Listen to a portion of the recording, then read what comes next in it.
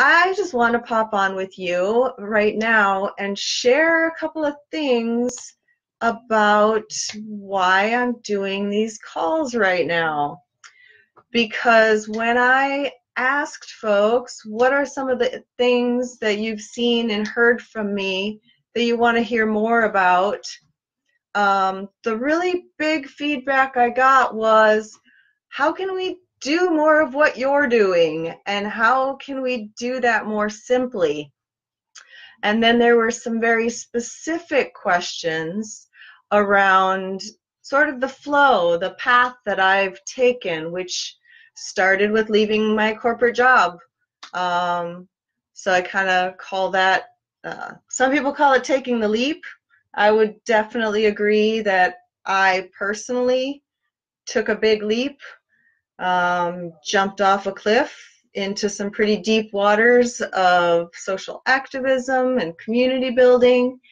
I was blessed with a way to leave my job really gracefully, but also really suddenly. And that is not necessarily what I would recommend for people who want to make a transition in their lifestyles, in particular around leaving a 9-to-5, which never really is a 9-to-5, is it? And it's not even really an 8-to-6. A lot of times, at least for me, the corporate gig is more like a 5:30 in the morning to 7, 8 o'clock at night even.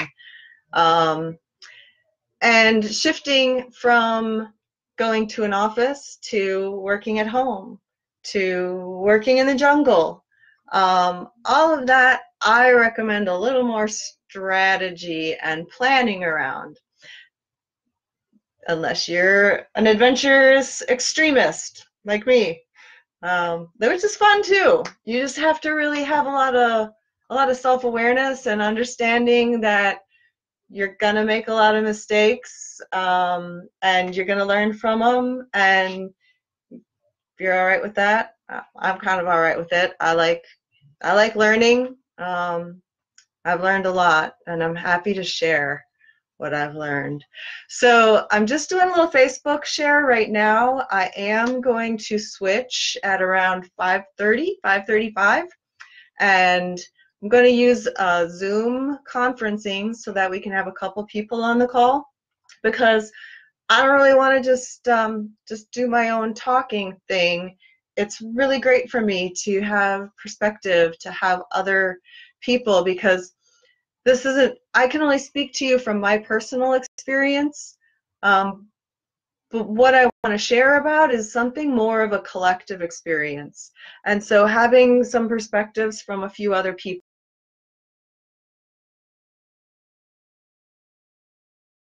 journey feels like a good thing to do.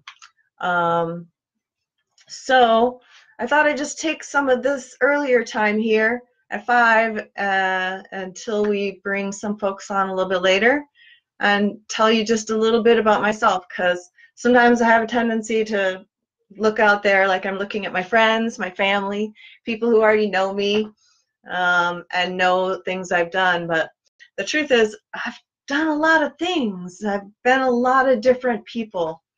And one of the biggest parts of my life was that I spent 20 years as a project manager in IT, in information technology.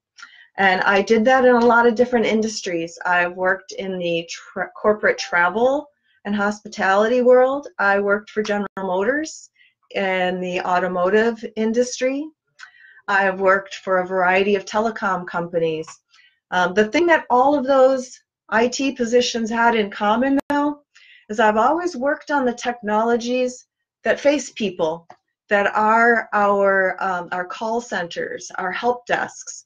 They're the face of these companies, and it was always my job to bring in the new technologies, the software and things that helped the people who were answering the phone find the information that they needed to give to that person who was calling, and then also to track all of that data that was coming in systems that that sorted and categorized it and made it possible to utilize that information to better meet the needs of the customers. What are people calling about? What do they need? Where did my screen go? So working in those things gave me this really broad understanding of information management and processing for making good decisions. And it really came down to networking and to valuing information from all the edges and bringing it together and making it accessible easily to get those answers quickly. I'm going to pop over and see there's quite a few people joining. I don't see any comments. If you have questions or you want to ask me something, hopefully that'll show me that and I can answer it. In the meantime, I'm just going to keep talking just a little bit because I'm kind of feeling like I'm on a roll. Let's see, where was my other thing? So 20 plus years working in IT project management. All that time that I was working in that corporate career, I did it with this understanding that I was doing it not only to pay the bills, to raise my daughter, to make sure that she had a home, that I had a car, that I could drive safely on the road and get her to where she needed. So I was doing it to take care of my needs. And I also recognized that it wasn't my purpose, it wasn't my passion. I found a way to do it that I felt really good about, right? I felt like working in the technologies that I was working on was bringing people together. And that was something I really care about, always have. Giving people a positive experience in whatever it is that they're dealing with. If it's a positive experience just with me, walking down the road with you, when I'm selling my services to a corporation, when I'm giving my time and energy to do a job, I wanted to know that that job that I was doing, that was using that energy, was creating positive experiences for the customers of the company that I worked for. And whenever I would find that that was not happening anymore, which inevitably happens, because while the corporation wants happy customers, ultimately they want happy investors. They want to be returning a positive, creating a positive return on investment, right? So ultimately it really does come down to money. Where was I going there? So leaving the automotive industry, leaving Michigan, there's this good story to that, which I'll save for another place. But I did that because what happened in the call center, the help desks that I was working with, wasn't good. I saw work and jobs being shipped away somewhere else, and the economy in the region being devastated as a result. Went to Washington, worked for telecom industries out there. Love Cascadia, grateful to those companies for bringing me there, but still working in corporations that are ultimately for profit inevitably led to a shift where even though the investment was in technology and services that enhance the customer experience, eventually that becomes at a sacrifice of the workers, and the cost benefits become externalized. The jobs that we created start getting shipped out other places. I saw the same pattern happening in Washington at these companies that I had witnessed and observed back in Detroit in the auto industry. And I had to change it again because it has always been very important to me to make sure that my work, where my energy is going, is in alignment with the greatest good for the world, for the people. And more I learned in working in Cascadia, also for the planet. So I left and I went to work in the nonprofit sector for child welfare. And guess what I found out there? Even in the nonprofits, it's a corporate world and it's still a lot of the same things. And it became very challenging for me. And that led me to doing activism, volunteering, and taking my leap. that's what I did. I jumped out of that corporate career and I gave everything that I had to earth-based people's rights, human rights, life-centric, joyous work. And it's been 5 years now. 5 years I've been ducked out. Hi, Deborah. I see somebody saying hello. Yay. It's blowing my mind that it's been 5 years since I have had a corporate paycheck. And in that time, I have found every other way to provide for myself, including asking you all to help me in that sometimes, because really, I've felt so strongly that the work that I can do here in the world, when I'm not selling my energy to somebody else who's profiting off of it, and I'm doing it in this way, I'm doing it because I want to show that it's possible. It's not just possible, it's actually, I was pretty sure, already happening in a lot of places. And so that's what I actually have been able to find out in these 5 years. It's had a lot of loss.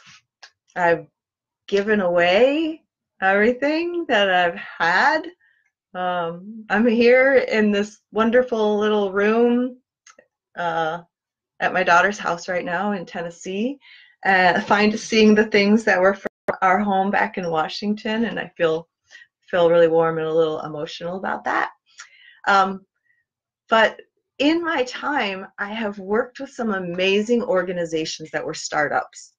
So startup networking organizations.